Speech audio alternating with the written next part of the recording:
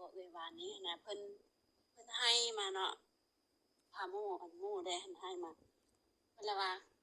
หมู่ละว่าเอาดีตีว่าซั่นก็ตกใจเพิ่นให้ว่าแล้วแล้วพาเพิ่นไปถามออดี้แล้วว่าบ่ได้ตีว่าซั่นหมู่ก็ว่าบ่ได้ตีหมู่อยู่หน่วย4นำกันหั่นเขาละอนามัยห้องเพิ่นละว่า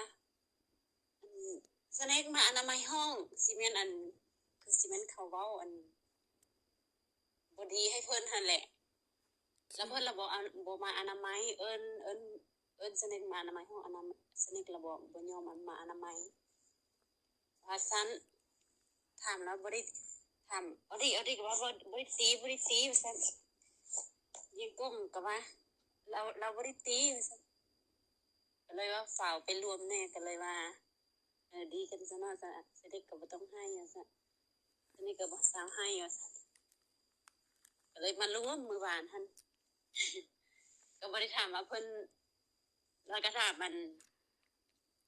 สเน็กอีกว่าเอาดีตีหรือบ่ว่าซั่นดีแท้ว่ะเว้าดีๆว่าซั่นเอาดีก็เว้าดีๆบ่ได้ตี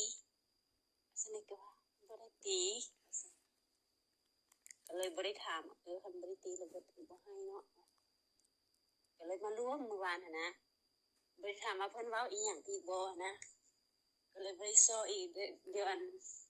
ไปมื้อนี้เราสิถามเอาดีอีกว่าเพิ่นเว้าอีหยังเพิ่นก็ว่าอาจารย์โทรหาแม่ให้หลานแน่ว่าซั่นก็เลยว่าน้องก็เลยว่าคันเพิ่นบ่ได้ตีก็การก็เรียนหนังสือเพิ่นเนาะอีกจักหน่อยแม่จะมารับเนาะแล้วเพิ่นก็ว่าโดยว่าซั่นแล้วก็เลยไปรวมเอ้ยขอบใจได้หลายครูเพราะว่ามาเฮือนนะเพิ่นจมเลยไหายเลยว่าซั่นนั้นว่าเฒ่าดีหั่นด่าว่าบ่แม่นตีด่าเพิ่นน่ะนะก็สิเป็นเพิ่นขี้คร้านนั่นแหละเพิ่นบ่อนามัยห้องช่วยเขาตินี่ขอบใจได้หลายเด้อครูเด้อขอบใจเจ้าครูเท่าที่หลงว่าเท่าสนิทนะเฮ็ดไม่ตีดอกแล้วเป็นจังซี่เราสิหาเท่าสนิทอยู่เท่าสนิทอันกลับก่อนว่าสิหาไปให้เจ้าครูเบิ่งให้นี่นะสบายดีลองถามสเน็กเบิ่งดูว่าสเน็กได้ทุกไม้ตีดอกเท่าที่ลงบ่นะไม่ตีดอกเท่าที่ลงเตว่าซั่นก็ตามเขาจะเว้าว่าเฮาเคลลี่หั่นกับสเน็กหั่นทุกเฮาเคลลี่หั่นล่ะ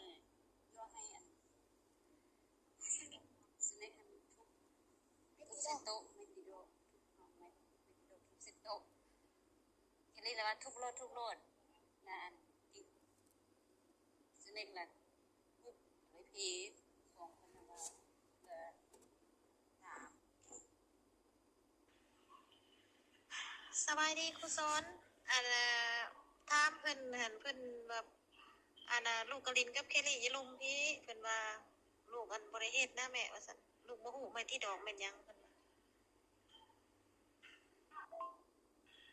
แต่ลองถามหมู่เพิ่นเบิ่งว่าไผแน่เห็น